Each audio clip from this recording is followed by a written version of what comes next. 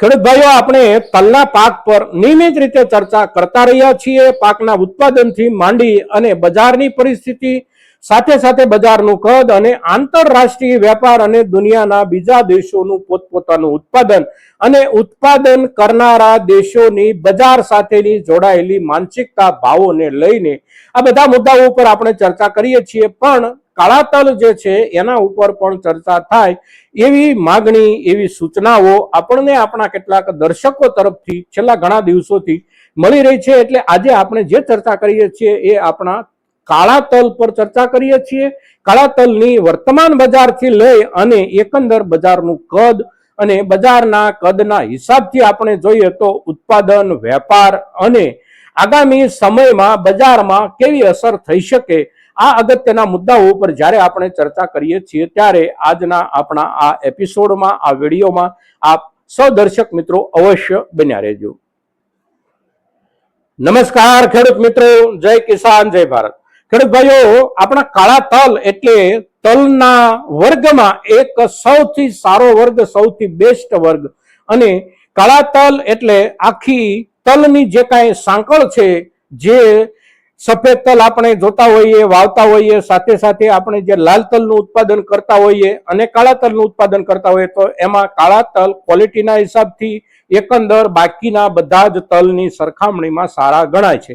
હવે કાળા તલની જે અત્યારની બજારની સ્થિતિ છે એનાથી આપણે શરૂઆત કરીએ તો અત્યારના દિવસોમાં આપણા કાળા તલ જે વેચાઈ રહ્યા છે એનો 20 કિલોનો ભાવ આપણે એના 3 વર્ગ પાડીએ તો નીચેના વર્ગમાં 2700 રૂપિયાથી શરૂ કરી અને લગભગ 3100-3200 રૂપિયાની વચ્ચે આપણો નીચેનો પાક વેચાઈ રહ્યો છે. ત્યાર પછી મીડિયમ ક્વોલિટી આપણી, તો મીડિયમ ક્વોલિટી 3200 થી લઈ અને 3700 રૂપિયાની વચ્ચે લગભગ વેચાઈ રહી છે. અને સારી ક્વોલિટી જે છે એ સારી ક્વોલિટી આપણી 3700 રૂપિયાથી લઈ અને 4200 રૂપિયા સુધી વેચાઈ રહી છે. અને આ 3 નીચેનો વર્ગ, મધ્યમ વર્ગ અને ઊંચો વર્ગ આ પ્રમાણે આપણે અત્યારના દિવસોમાં વેચી રહ્યા છીએ.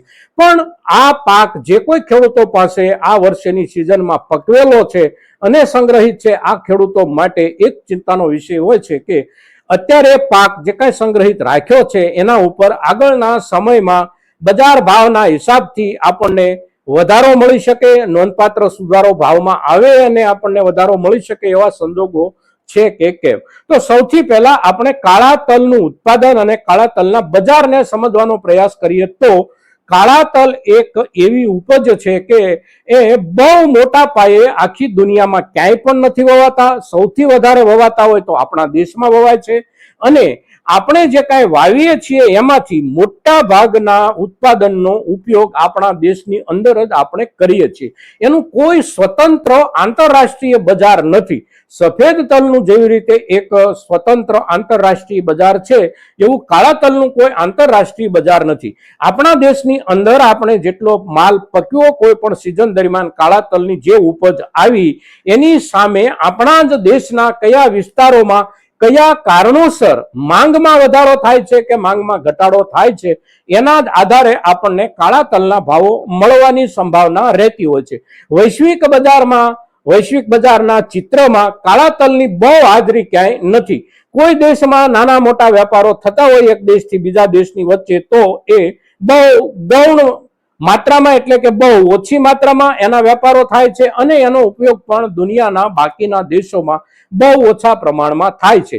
સૌથી વધારે આપણે એને ઉત્પન્ન કરીએ છીએ. સૌથી વધારે જ્યારે ઉત્પન્ન કરીએ છીએ એવું આપણે કહીએ છીએ ત્યારે એ પણ આપણે આપણા બાકીના તલના ઉત્પાદનના આંકડાની સરખામણીમાં બહુ નીચું એનું ઉત્પાદન હોય છે. વાવેતર આપણે ત્યાં પણ એનું બહુ ઓછું હોય છે.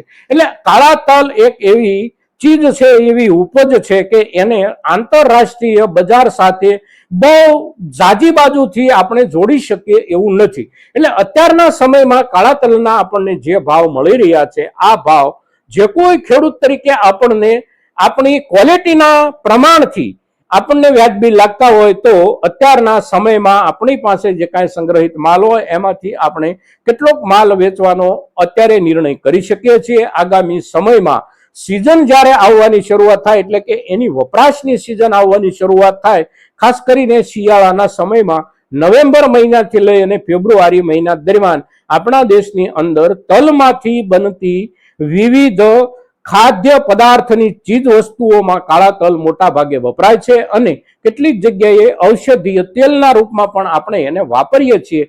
એટલે કાળા તલની આપણી જે વપરાશ છે એ મર્યાદિત છે, એનું ઉત્પાદન પણ મર્યાદિત છે અને એનું બજાર પણ મર્યાદિત છે. એટલે આ બધી બાજુ જે કાંઈ છે એને ધ્યાનમાં રાખી અને આપણે આપણા ઉપજ ઉપર નિર્ણય લઈ શકીએ છીએ. સાથે સાથે આપણે પહેલા કહ્યું તેમ કોઈ વિસ્તારમાં આપણા જ દેશની અંદર ક્યાંક કોઈ કારણોસર વિશેષ માંગ નીકળે અને એ માંગના આધારે આપણને સારા ભાવ આગામી સમયમાં ખૂબ સારા ભાવ મળી જાય એવી શક્યતાઓ પણ હોઈ શકે છે. પણ એ શક્યતાઓ અત્યારે કોઈ બાજુથી બજારમાં સ્પષ્ટ રૂપમાં આપણે એનું મૂલ્યાંકન કરી શકીએ એવા રૂપમાં દેખાતી હોતી નથી. એટલે કાળા તલના પાક પર આપણે ખેડૂત તરીકે જે કાંઈ નિર્ણય કરવો છે એ નિર્ણય આપણે અત્યારના સમય પ્રમાણે, અત્યારના ભાવ પ્રમાણે કેટલો પાક વેચવાનો નિર્ણય કરવો હોય તો પણ કરી શકીએ છીએ અને આગામી સમયમાં આપણે લાંબા સમય સુધી સંગ્રહિત રાખી અને બજાર વધવાની અપેક્ષાએ સાચવવા માંગતા હોઈએ તો